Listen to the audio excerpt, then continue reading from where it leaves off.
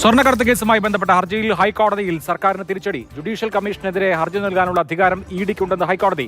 ഇഡിക്ക് അധികാരമില്ലെന്ന സർക്കാർ വാദം ഹൈക്കോടതി ഡിവിഷൻ ബെഞ്ച് തള്ളി. ബിനിലാണ് വിവരങ്ങളുമായുള്ളത്. ബിനിൽ, ജുഡീഷ്യൽ കമ്മീഷൻ നിയമനം ചോദ്യം ചെയ്യാം,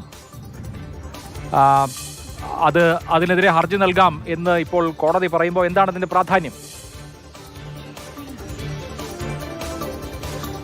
അഭിലാഷ, ഈ കേസിന് വലിയ പ്രാധാന്യമുണ്ട്. പ്രത്യേകിച്ച് കഴിഞ്ഞ സർക്കാരിന്റെ അവസാന കാലത്താണ് സ്വർണ്ണക്കടത്തുമായി ബന്ധപ്പെട്ട പല വെളിപ്പെടുത്തലുകളും ഉണ്ടാകുന്നത്. അതിൽ മുഖ്യമന്ത്രിക്കെതിരെ അടക്കം ഗൂഢാലോചന നടന്നു എന്ന രീതിയിലുള്ള സ്വപ്ന സുരേഷിന്റെ ചില ഫോൺ സംഭാഷണങ്ങൾ പുറത്തേക്ക് വന്നു. ആ ഒരു ഘട്ടത്തിലാണ് ഇതിൽ ഒരു ജുഡീഷ്യൽ കമ്മീഷനെ നിയമിച്ചുകൊണ്ട് ഈ വെളിപ്പെടുത്തലുകൾക്ക് പിന്നിൽ ആര്? യഥാർത്ഥത്തിൽ സർക്കാർ ഉന്നമിച്ചത് എൻഫോഴ്സ്മെന്റ് ഡയറക്ടറേറ്റ് ഉദ്യോഗസ്ഥരെ തന്നെയായിരുന്നു. അതിനുവേണ്ടി സർക്കാർ ജസ്റ്റിസ് വി കെ മോഹനെ ജുഡീഷ്യൽ കമ്മീഷനായി നിയമിച്ചു. ഈ കഴിഞ്ഞ പിണറായി സർക്കാരിന്റെ അവസാന നാളുകളിലെ ഒരു ക്യാബിനറ്റ് യോഗത്തിലാണ് ആ തീരുമാനം വരുന്നത്. ആ ജുഡീഷ്യൽ കമ്മീഷന്റെ പ്രഖ്യാപനം വന്നു. പിന്നീട് പുതിയ സർക്കാർ അധികാരത്തിൽ വന്ന ശേഷമാണ് അതിന്റെ ടേംസ് ഓഫ് റെഫറൻസ് പുറത്തേക്ക് വിടുന്നത്. ആ ടേംസ് ഓഫ് റെഫറൻസ് പുറത്തു വന്നപ്പോഴാണ് കേന്ദ്ര ഏജൻസികൾക്കെതിരെ അന്വേഷണത്തിനുള്ള അവസരം ഈ ജുഡീഷ്യൽ കമ്മീഷന് ടേംസ് ഓഫ് റെഫറൻസിന്റെ ഭാഗമായി വരുന്നത്. ആ ഒരു ഘട്ടത്തിലാണ് എൻഫോഴ്സ്മെന്റ് ഡയറക്ടറേറ്റ് ഈ കേസിനെ ഹൈക്കോടതിയിൽ ചോദ്യം ചെയ്യുന്നത്. സിംഗിൾ ബെഞ്ച് ഈ കമ്മീഷന്റെ നടപടികൾ സ്റ്റേ ചെയ്തു.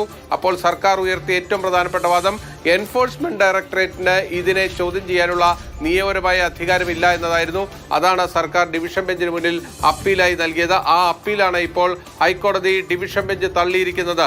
എൻഫോഴ്സ്മെന്റ് ഡയറക്ടറേറ്റിന് ഈ ജുഡീഷ്യൽ കമ്മീഷനെ ചോദ്യം ചെയ്യാനുള്ള നിയമപരമായ അവകാശമുണ്ട് എന്നതാണ് ഇപ്പോൾ ഡിവിഷൻ ബെഞ്ച് തീരുമാനിച്ചിരിക്കുന്നത്. സ്വാഭാവികമായും ഇനി തുടർ നടപടികൾ ഉണ്ടാകേണ്ടത് സിംഗിൾ ബെഞ്ചിൽ തന്നെയാണ്. ആ സ്റ്റേ ഇപ്പോഴും തുടരുകയാണ്. കഴിഞ്ഞ 4 വർഷത്തിലധികമായി ഈ ജുഡീഷ്യൽ കമ്മീഷന്റെ പ്രവർത്തനങ്ങൾ ഹൈക്കോടതി സ്റ്റേ ചെയ്തിട്ടിരിക്കുകയാണ്. പക്ഷേ മറ്റൊരു നടപടിയിലേക്കും സർക്കാർ മുന്നോട്ട് പോയിട്ടില്ല എന്നതും ശ്രദ്ധേയമായിട്ടുള്ള ഒരു കാര്യമാണ്. കാരണം സർക്കാരിനെ സംബന്ധിച്ചിടത്തോളം കഴിഞ്ഞ നിയമസഭാ തെരഞ്ഞെടുപ്പ് സമയത്ത് ഈ ജുഡീഷ്യൽ കമ്മീഷന്റെ നിയമനം അത് ആ ഒരു ഘട്ടത്തിൽ സർക്കാരിന് രാഷ്ട്രീയമായി അതിൻ്റെ ഒരു ആവശ്യകതയുണ്ടായിരുന്നു. അത് നിയമിച്ചു. പക്ഷേ ഇതുവരെ ആ സ്റ്റേ വെക്കേറ്റ് ചെയ്യാൻ സർക്കാർ ശ്രമിച്ചിട്ടില്ല, അല്ലെങ്കിൽ മറ്റു നടപടികൾ സ്വീകരിച്ചിട്ടില്ല എന്നതാണ് ഏറ്റവും കൗതുകകരമായിട്ടുള്ള കാര്യം.